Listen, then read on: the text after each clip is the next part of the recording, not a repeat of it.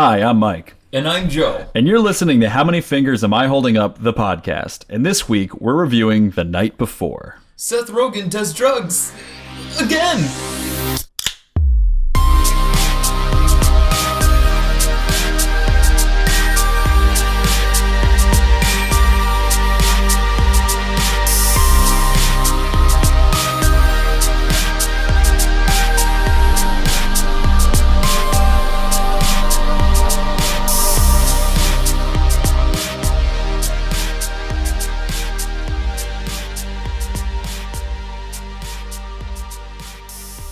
Welcome to the 7th episode of How Many Fingers, featuring two guys getting jolly and reviewing movies in a weekly podcast form. This week, we're drinking Shiner's Holiday Cheer Beer. Cheer beer. Let's open this up. It's a twist-off cap. It's a good old American way. Put your hands in the dirt, twist it around, grow some crops, provide for your family. Take some land from some other people. Manifest and give it to your family. These women are mine now.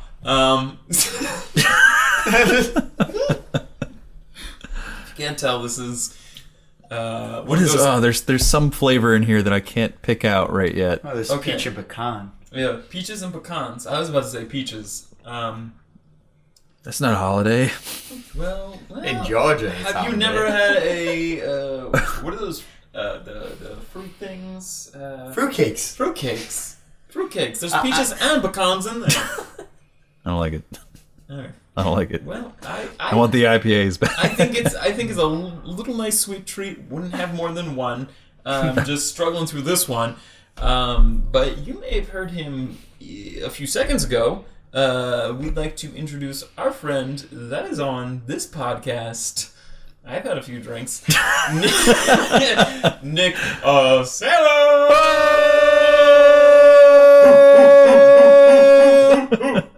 Hi, guys. That was good. My name. Good entrance. That was a great entrance. Best entrance. So, as you may remember, because all of you listened to that intro episode, am I right? When we did make a film, Nick was the co-director. And co-writer. That is a... And co-star. And co-star. And co-make out with the same girl. Uh-oh. That was the greatest moment of my life. Making out with a girl on your lap, Joe. Thank you. On my bed. On your bed. Dude, seriously, the dream song, am I right? Here. But, Nicholas, not only does he fucks with the films with us. Yeah, I fuck with all the films. At least several. Alright. Many films, multiple. That one back in 2012. That one movie that we made. That's it. He's been there for 100% of the movies that we have participated in. 100% of that one movie we made. What can I say? I was there. Heard the screams. But Nick also has his own thing that he does, and if he wants to talk about that, he's a broadcaster on a little website that you might have heard of called Twitch. Yeah, it's the latest social media, sorority I've been on lately. But yeah, I'm on twitchtv.com/TumbledoreZ. Things are kind of moving pretty fast. I play a bunch. If you love mediocre gameplay, get in. And get in on the ground floor. Cheesy joke, come on in. I'll give you a good old tumble welcome. Ooh, the tumble welcome. It's a handy. It's a handy. Occasionally, me and Joe do play with Nick when he's on Twitch, when he's on PS4. Occasionally, when he meanders over to PS4. So you might see that as well. You might hear a voice that sounds similar to the two voices you're accustomed to hearing on this podcast. We go, oh darn it! I got shot on the video game. And we don't curse and we don't say anything bad at all. Ah, shoot! Not another video game. Nice kill, adversary. This is great podcast. This is going well. Next bullet point. All right, so No, you got something? Go for it, because I got nothing. I also wanted to point out, and we've already said the title of the movie, and we've already said this is a holiday cheer beer, but you may not know, but this is our Christmas special. This is very special. 'Tis the season. Merry Crimbus to all of you. Yeah. Merry Crimbus to all of us. This episode is dropping on Christmas Eve, so I imagine you're probably trying to escape from your family at this point if you're listening to this podcast. Hanging the candy Wrapping canes. some last minute presents, yeah. Remembering grandma. Getting drunk on eggnog. Remembering grandma, oh god. Too real. Hugging your sis. Yo, my sis is hugging your sis again. Christmas, so I can't hug her. Oh, it's gonna be a not Sismas. Not Sismas, yeah. Good wordplay, bud. Thanks, Coach. Great joke, guys. This podcast is going real fast, real soon, real good times, good friends, great beers. Movies, am I right? I feel like people listen to this podcast and like sometimes they don't, like they sound like stone cold sober, and then there's other times where there's just this. Yeah. Let's just say this is like the last of a bunch of podcasts that were recorded beforehand. This is the last podcast before we all black out. So. Yeah. Well, some of us are already there. Don't remember this. Some of us has the privilege of not remembering this episode. Yes. Aye. All right, so as we said before, we're going to eventually review We'll get around to it. The Night Before. And according to the IMDb description, it is about, on Christmas Eve, 3 lifelong friends, 2 of whom are Jewish. Didn't know that. I don't know why that's in the description. Don't know which one. 3 Jewish. It's oh my god, that is so weird. It's not like they beat it over the head the whole movie. No, but 2 of them are Jewish. Yeah, who is the second Jewish one? The description says. Well, it's 2 of whom are Jewish. It's a mess up. That has to. Is IMDb wrong? IMDb is definitely wrong. The black dude who we don't know whose name. He's definitely Christian. He's wearing, like, he's black. He's not Jewish. Joseph Gordon-Levitt, no. He's not Drake. Drake is Jewish. That's literally what I was about to say. Yeah, if one of the other ones is Jewish, they don't go into it. But anyway. They don't. No, there's a Christmas tree in the black I'm dude's glad you house. guys caught up on that, because as I was copying and pasting that description in here, I was like, was the other one Jewish? I feel like I just think there was one Jewish person. They definitely identify Seth Rogen's character as, that Jew. Oh, yeah. And like Joseph Gordon-Levitt, his whole thing was like, the holiday spirit is important to me. Yeah. With the altercation with the Santa Claus. If 2 out of 3 people were Jewish, why would they even be celebrating the night before? I feel like Seth Rogen is in the minority. Yeah, it would be like the 8 nights before. Right, yeah. It wouldn't make sense. And IMDb is wrong. And even Seth Rogen's celebrating Christmas. Like, You heard it. Jewish. Well, but let's see what Wikipedia he was opening says. presidents, yeah. He's opening the president. Yo, Obama. Cut open his chest. What's inside here? Lies. Benghazi. It's also like something it's My not guns. It's not important to the movie at all, because I mean, yeah, it's part of the jokes of the movie, but like I'm writing an email. I'm glad- IMDb, in the you're plot wrong. description, you don't need to do that. Like, all right, here's Wikipedia's plot description. 14 years prior, Ethan Miller's Bored. parents passed away on Christmas Eve. His 2 best friends, Isaac and Chris, have been with him and support him on this night by having an annual tradition of going out on Christmas Eve. However, because Isaac is going to be a father and Chris has become famous, all 3 decide to have one last Christmas Eve out in New York City. You don't need anything about them being Jewish, but then IMDb's description: on Christmas Eve, 3 lifelong friends. By the way, 2 of whom are Jewish. Hitler, if you're listening. Oh, we missed a few. A movie with 2 Jews, how queer. Spend the night in New York City looking for the holy grail of Christmas parties. Look, can we just say... Two like, vastly different descriptions here. I'm relieved that we finally got clarification that Seth Rogen is in fact Jewish. It's just the question I had that no we've been idea. wondering. Listen, I'm just glad a movie description says I wish every movie was like, there are officially By the way, 13 one of them is Gentiles black. and 2 Jews in this movie. So let's PJ-13. Over 13 Jews featured in this film. parents be advised, there are Jews in this movie. Oh god. So now that we've Well, there goes our Jewish audience. Lindsay. Sorry. Is Lindsay our entire Jewish? Oh, And half a Jordan, I guess. That's my Jew power. The Jew gods. So All right, next bullet point. Let's go. we've got more than the Jews to carry in this one. World War II is going to be a hell of a lot longer than we thought. I can't believe we missed a few.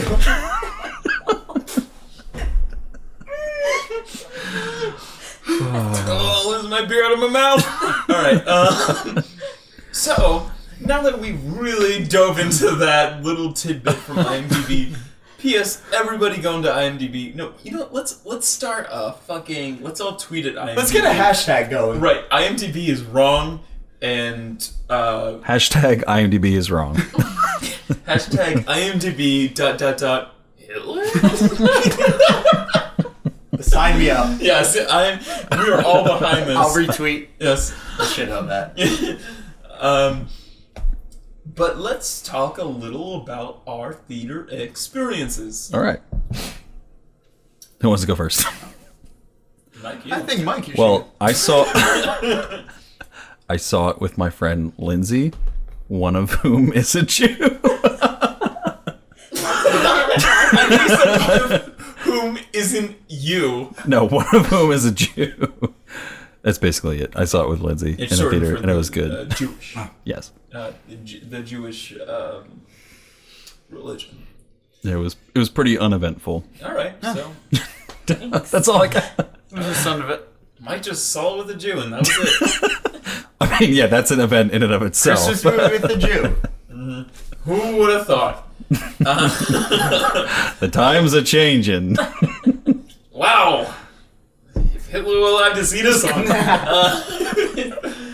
So. This is a great episode to release on Christmas Eve. Oh god, yeah. So I saw it by myself in a I talk about this in another episode, but this was the first of a few movies I was gonna try to the kids call it movie hopping. And so this is the only movie I actually saw in my movie hopping because the Regal 22 22 theaters couldn't even hop from one to another, but I saw it with some kids in front of me who were maybe like freshmen in high school. They loved every single drug joke. They were like, nailed it! Love it! Ooh, yeah! They loved it all. Mike, you're gonna love like mastering this episode. You're right. It's gonna be a lot of shouting. But Nick, how was your theater experience? Well, from what I understand, you saw it today. I saw it, I want to say like 6 hours ago, so it's fresh off the noggin. Like you, I honestly, from you, I think I've gotten addicted to like seeing movies alone. It's just so much fucking Moment of better. solace. But I went to this AMC. It's one of those fancy schmancy AMCs where you have to like the one in you know, Marlton. Yo, the recliners. All right. You have to reserve your I didn't tickets. get there yet. Is it like a dine-in AMC? or? No. It's Not that fancy. Don't fucking get. It's ahead of upper yourself. middle class, not upper Chill the class. fuck out, Mike. Like they're fucking ruining this for us. Control your fucking alcohol I'm sorry. right now. But yeah, here's the thing. When seeing movies alone, these theaters are both a blessing and a curse. Blessing in the sense that you can choose which seat you're gonna do beforehand. You're Because when you're ordering that ticket, you gotta pick a seat. At the same time, you're like, who the fuck am I gonna sit next to? Right. And lately, I've been on this streak with, I'm sitting next to some pretty attractive biddies. Like, College Girl? College Wait, fucking Goyles? College girl. Sitting next to a bunch of I like Goyles? Oh, did they talk about their dorm room? it's just like, I see a movie, I want to have someone to finger bang throughout it. College Goyles or seminary Gotta find somewhere to Goyles? soak.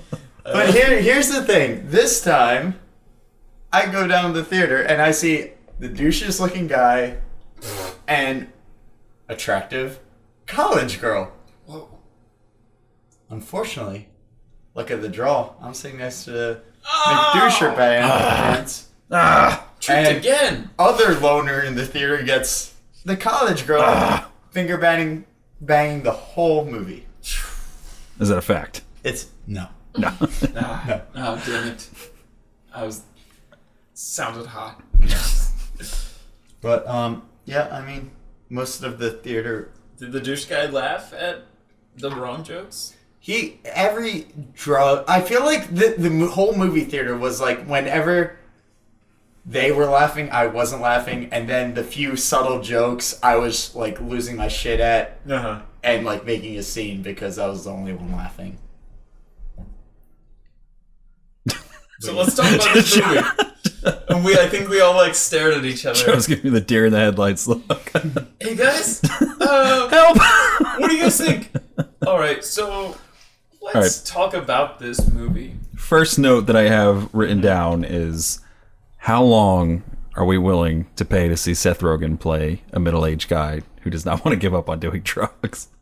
Because I feel like this is like at least the third movie that we've seen him play that exact same character. I will He say did it. this. He did it in Neighbors, and he essentially did it in Knocked Up. And I feel like every other movie he's done it, he's been some kind of drug using guy. Right, yeah. I will say this. I feel like this movie, he's mastering his craft at least. Like he pretty damn like as someone who maybe have maybe experienced some of the shit that he did. I don't know. I would say he pretty much accurately like. It was the grittiest version of Seth Rogen that we've seen. Like the other ones have been kind of like lighthearted. Yeah. Whereas, I mean, this one was it was funny, but it was like darkly funny. It was very darkly funny. Like I don't know. I felt like honestly to me, as tired as I am of Seth Rogen doing the whole drug act. Honestly, I thought he was the best part of the movie. Yeah, In terms of acting, It was really the only funny part of the movie. yeah. Not only was he, sorry, I was getting Lindsay Cheez-Its.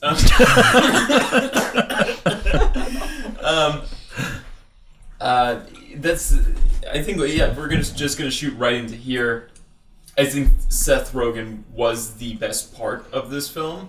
Not only was he the funniest part, but I think on an emotional toll, I actually felt for him, like where I almost was like, why did they write this film as Seth Rogen as like the protagonist, kind of? Like, why is he Honestly, always They did. It was called Neighbors.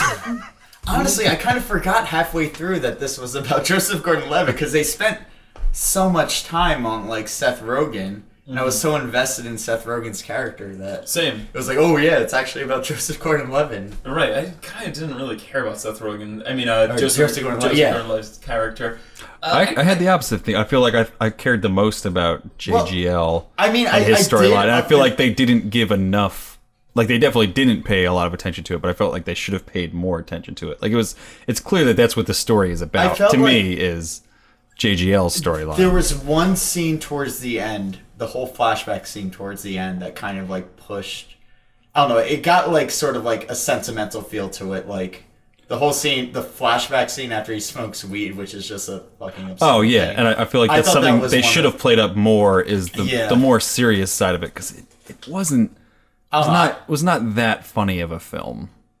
It wasn't that funny of a film, but I got some feels at that particular. Well, yeah, and I scene. feel like it should have gone more in the direction of. I mean, this is made by the same director, I think, writer too, from 50/50, which was more on the. It's the same director. Yeah. I think so. He's also done. I have it up in front of me. He's done The Whackness, which is one of my favorite Oh, I movies love The Whackness. of all time. After that, he did 50/50, Warm Bodies, and then he did this. So honestly, yeah. I mean, I know I have my own opinions about 50-50. I kind of think it was a garbage film. But it was at least it was realistic, and it was a more serious film. But I feel like this was just like 50-50, like kind of like holiday version, because it was like Joseph Gordon-Levitt still not being funny, and like Seth Rogen being like, I'm comic relief, I do drugs, kind of, and it was just kind of, it was just what it was. I also feel like all the funny parts were in the trailer for this movie. Oh, definitely. It was one of those films. Yeah. Like they gave it all away pretty early, and then I don't know. JGL Joseph, he was not necessarily funny, but I thought he was at least good for the part that was written. Like, I did feel in the dramatic scenes, because he's obviously a great dramatic actor. Like I felt for him. Anthony Mackie, I didn't think really added anything to the film. It was the most useless character. Like, he was the Deus Ex Machina for like all the expensive shit they could like. I was just about to say, like there's always there's something in a movie where it's like, oh, well, this is why they have enough money to do these things that normal people can't do, that we can't make a movie about. I think almost every character was indisposable, though. There was no character that was like real well written. Well, because I feel like the movie didn't decide like what it really wanted to be about. Like it was trying to spread the character development between three different characters that weren't even like fully formed as characters themselves. It couldn't even be really like a parody of Christmas movies at some point, because it tried. It kind of like it did like the Christmas past, present, and future. But beyond I did think that was one of the better parts of the movie, though. Was right. Oh, with Michael Shannon. Michael Shannon, I thought, had the best performance in the movie as Mr. Green. Mr. Green, the every weed scene dealer with him was actually pretty damn funny. But beyond that, they didn't really dip into any other, like, where, like, this is the end is another thing that has come from, like, that camp of people. And they parody a ton of, like, films, like, apocalyptic and horror films from there. This really kind of was like, this might be the same thing, but it really didn't dip into like parody films. It could have, or satirical, and it could have. They could have taken such great. It was like a holiday film just because it took place at Christmas. Like it didn't really like try to like capture. Besides the trope of like Michael Shannon's Mr. Green, this drug dealer, being like the first time they meet him, it's like the weed of Christmas present, I think he calls it, and then it's the weed of Christmas past, and Christmas past. whatever, blah blah blah. That's really the only like real like Christmas kind of like story thing that happens within the film. I guess they had the whole like hipster girl being the Grinch, like doing like the fucking like Home Alone shit, which we saw in the trailer. But I mean, even that was kind of like skewed in terms of like the story arc. Like it just kind of came. No, I thought it came was and went, and then distraction. it was gone before the climax. Like it didn't the girl really. from Broad City. Yeah. That was. There's just so much stuff in this movie. Can I talk about that? I thought the cameos were pretty fucking good, at least. Like the James Franco, I thought Miley killed it in her role. Yeah, Like, definitely. Miley held her own. I laughed out. I laughed a lot at Miley's whole row. And then like James Franco, I should have saw it coming, like with the dick pics and James, and I didn't until he like appeared. I thought he was funny, but I thought half of the appeal of that role was like, oh, it's James Franco. Exactly. I know him, so I'm going to laugh when I see his face. Right. Like, No, it was like funny up until a point, I guess. Like, they could have done more, him be more eccentric, I guess. Right, but it was also, I mean, it's not that they necessarily needed to, it's just that the film hadn't really made you laugh a lot until that point. Yeah. I feel like a lot of people were dying to laugh at that point because they hadn't really laughed as much as they should have. Right, yeah. Like, we wouldn't really be criticizing it at all if the rest of the movie had been a lot funnier. And then by the time James Franco comes up, it's like, oh, okay, cool. That's just a cameo. Yeah. And then, I don't know. I just... Lizzie Kaplan was good, but I also feel like she's just like... I feel like she's turned into like this go-to romantic interest for New York City. Oh my God! I don't know whether she has that look, but there's been she does. She really. Yeah, but I don't know whether like because she was in The Bachelorette, There was another indie film too that she was in. Am I crazy, or was she in The Interview as well? Not as a New Yorker, she but was in The Interview. Yeah. So she's been with that camp before. She's in that camp, yeah. But again, like, she did a great job, but I just didn't fucking care about Joseph Gordon-Levitt's character, kind of thing. Can I tell you one thing that really like pissed me off about this movie? As someone who has spent time. Okay. Yes, I'm sorry. Go. As someone who's like lived in New York, there was way too many scenes of them being like on just an abandoned street with the three of them walking around. Yeah, it's really hard to be alone in New York. It's really hard. Like, I'm telling you, 5 a.m. New York City is crowded.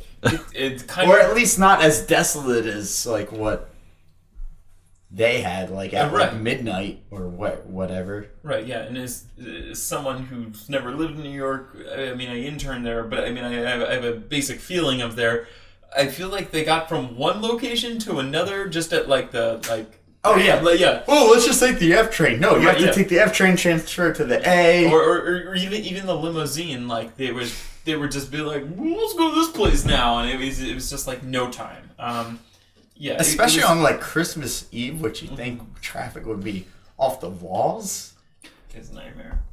So you didn't like Lizzie Kaplan or JGL's character? I liked Lizzie Kaplan. I just didn't give a fuck about her because I thought Joseph Gordon-Levitt was a weird choice for this film. I'm just gonna dive into that because I think we could have gone with James Franco. I think we could have gone full on like goofy film. All right, well, this brings on... I think they were trying to make two different movies at the same time. They were. Yeah. There's the 50-50 movie where there's JGL, who's got this really, I think intriguing, good, sentimental story underneath all the jokes. I like 50-50. That they could have played into more, and they could have made it really about being, JGL's parents dying on Christmas. Now he's got this, like, skewed perception of Christmas. Christmas is ruined for him, but then he's got these great friends that bring him out every Christmas. Mm-hmm. To help him get over his parents and to celebrate Christmas. And then now that they're starting to kind of drift away, he's starting to fall back into that depression of his parents being gone and whatnot and not really growing up and moving on from that. That's a good film right there. Mm-hmm. That's in there, but they cover it up with all these dumb jokes and stuff. And they try to make this other movie that's like really goofy. And they can't even decide on like a really like a humor style. Like it's between like, this really like truthful humor about life that could almost be like a stand-up, and then there's like weird like supernatural humor. Like there's the one it's scene all over the place. Literally Mr. Green, the weed dealer, literally sprouts wings at one point and starts flying, and then the movie opens with like what's his name, Tracy Morgan, reading like the story. Was and this then pre or post crash? I think it's post crash. I think that's well, why that's kind of like good for him to like. Sort of no, that was good, but it was like plays Santa essentially. Yeah, that was kind of funny, but like it was such a needless like. It also seemed like something like in post, like hey, let's throw Tracy Morgan in. Hey, Tracy's ready. Yeah, but it's like, you could have taken that part out. You could have taken out like the weird wings part and all the some of the weird like trippy scenes. And stuff I like actually that. kind of love the weird parts of it. But I feel like that doesn't fit with the more like serious, dramatic side of JGL's story. Right? Like, no, I still understand what you're saying. Is that they wanted to make two different movies? Yeah, and if they had gone with either of those, they could have had a pretty good movie, but they didn't. They went with a split of the two. Because, and this is what I'm saying is. They should have committed to the goofy side, and that's why I don't think Joseph Gordon-Levitt should have been in it, because I know that like a common theme with Christmas stories is like, oh, dead parents or like dead family members, and like that's just a trope, man. Like you're just playing into like some sort of emotion, and I feel like they couldn't even really get an emotional like reaction out of me with that. I just kind of didn't care that. I don't know. But then even without flashback scene was. I don't know. I wasn't the biggest fan of Joseph Gordon-Levitt's character. Mm-hmm. I thought he was relatively boring, but the whole flashback scene at the end, like after he's like, in his parents' apartment and Seth Rogen and Black Guy show up. I mean, I thought I related to the JGL scenes more than anything else, but they didn't make me laugh. That's the thing. Like they could have, made humor that tailored more to that. Right. But But then if they had gone with like the goofy route and kind of ignored JGL's character, like even like the the plot of the movie, like to find this nutcracker ball or whatever it is, like Nutcracker. that's totally what it's described. Oh, That's how really? they spell it, is nutcracker. But they like build it up for the entire movie, because in like whenever they're explaining the intro or whatever, is that they had this one night out after Joseph's parents died. They go out and they party, and they see this other group of people come in, and they're holding tickets to the Nutcracker Ball, and they're like, "Oh, where did you come from?" And they're like, "Oh, the Nutcracker Ball. We had this amazing time." So it's this huge thing that they've built up as like this crazy. That's what they need to do on Christmas Eve, and they've never been able to find it. And they keep building it up, and then they finally find it, and it's like, it's not that great. Like, all these horrible things happen to them, and that would have been like a plot point to be like, oh, Christmas is not about these, huge parties and whatnot. It's about like the smaller things and whatnot. But they never address that. It's just, okay, let's just move past the fact that like, Joseph Gordon-Levitt tried to like propose to his girl or non-girlfriend at that point, and like. Was anybody else annoyed at the whole like subplot of like, oh, they're referring to this dude, this quarterback, as the Messiah, and they keep on harkening back to like, Seth Rogen being like Jewish and stuff, and like freaked out about Jesus. So you just know it's gonna end up with him like somehow crucified. I mean, I thought the punchline when he actually like nails the Messiah's hand was kind of corny. It was way too corny for me. I also like in the trailer you see the Seth Rogen in the church scene, and I kind of didn't see that. I kind of thought like maybe they partied through the night and that was like the next morning. I did not see that. Oh, I actually thought it was gonna happen exactly like. Oh, really? I didn't see that as like a midnight mass scene. I kind of thought that was like, oh, like he's kind of like hungover or something, because.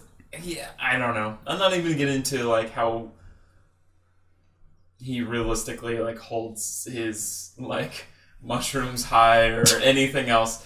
But yeah, we are running. We're literally running as we record this. We are running. We're all on a treadmill. I'm running on my laptop. But I think it is time. For us to show just how many fingers are we holding up. The holiday edition. The Christmas time. Holiday, Not everyone celebrates Christmas, Joe. Well, 2 out of 3 of these 2 out of 3 of them are Jewish. So I'm gonna start over here. Nick, how many fingers do you think you're gonna give this? Here's the thing. I think when it did strike...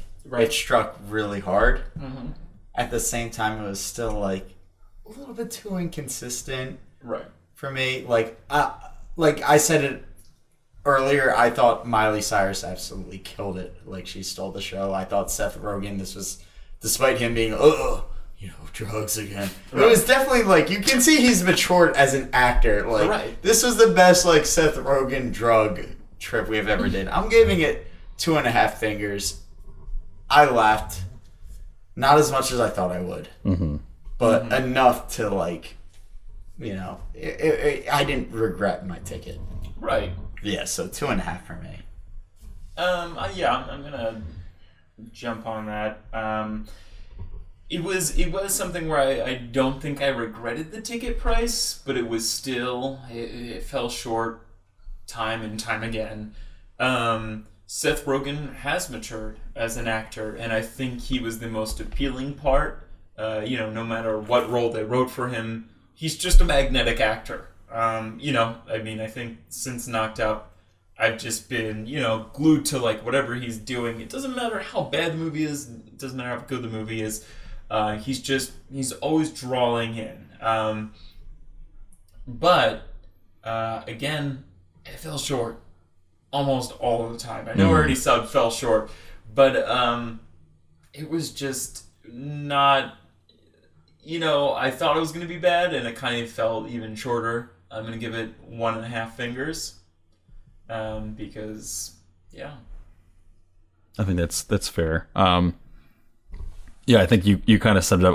I did not have high expectations for this movie, and it still kind of disappointed me. I think I'm going to have to give it 2 fingers. I mean, I can see why, you know, anyone would hop onto this movie. Like, I think in theory there is a good story there. There is, you know, if you're pitching this movie, I think it's an easy pitch. Oh, definitely. You know, three friends trying to help their one friend get over his dead parents who died on the Christmas season, and trying to help him regain his Christmas spirit. And this is their last hurrah. That's an easy pitch. But I don't think they really executed that well. I don't think a lot of the jokes played that well. I think the jokes that did play well, they showed us in the trailer a million times. So by the time we saw it in the theater, we weren't really laughing. And I think they kind of missed the point of what the real movie should have been about. And I think there's even that one scene where Joseph Gordon-Levitt is fighting the two Santas. And the one Santa's like, this seems like it's about something else. And I think that kind of sums up the entire movie, is that I think there was a good story in there, but I think in production and post-production it was just completely missed. So I think I'm gonna have to give it 2 stars, or 2 fingers. Keep going with the stars. Gosh, man, get this right. This is the name of the podcast. God, sorry. So Yo, Mr. Stars over yeah, here. Mr. Stars over Too here. good for fingering, right? Mr. Am I Stars right? is- So that averages us at It's man, 2. It's missed 2. it. That averages us out to 1.83 repeating, which will round. That's to, not what I got. Hold on. Wait, if it's 1.5, 2.5, and 2, It's it's 2. All right, on. Nick, you gave us 2.5. This is our infamous It's 2. math section. It's 2. It's This 2. is the easiest. I did 2. How did we both get that wrong? Because I got 1.5 the first time. Kids, don't trust the calculators. But now that they're I've done not it right. a second time, It's 2. it's 2. It's 2. It's 2. So I didn't even have a calculator. This is me and Mike rely too much on technology. So We don't rely enough on technology because we clearly can't do it in our heads. right, yeah. So in Conclusion. conclusion, Signing out for How Many Fingers, the podcast. 2 of whom are Jewish. But which one is not? But which 2, I will not tell you. This is Mike. this is Joe. Hi, I'm Nick. Oh, let's do a last plug for Nick. Oh yeah, Alright, you open the plug back. open up. Just check me out on fucking Twitch right now. Twitch TV. Just do it. Twitch.tv/ Tumbledore with a Z, because some jabroni, I don't know who it is, he stole my Tumbledore handle. You might have known me from other social media. Whatever. The Twitch is what I'm plugging. Tumbledore Z. Check it out. You'll watch me be bad at games. Maybe I'll show dong. I don't know. It's a good time. Sounds like what I want to see. But And on behalf of How Many Fingers, I just want to wish everyone a Merry Christmas. in a And a Happy Happy Hanukkah holidays. if 2 of you are Jewish. Happy Hanukkah. Shalom. why do we even say Christmas first, huh? Starbucks hates Christmas.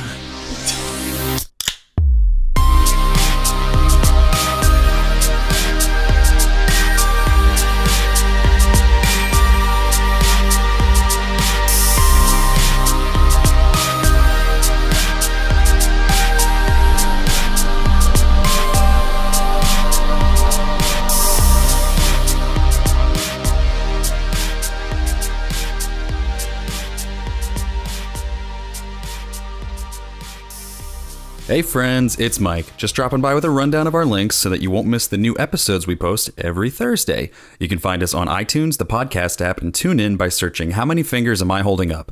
You can follow us on SoundCloud at soundcloud.com/howmanyfingerspodcast. You can like us on Facebook at facebook.com/howmanyfingerspodcast. You can tweet us on Twitter at HMFpodcast. And if you do have suggestions for beers we should drink or synonyms for drunk that we should use, please let us know on there.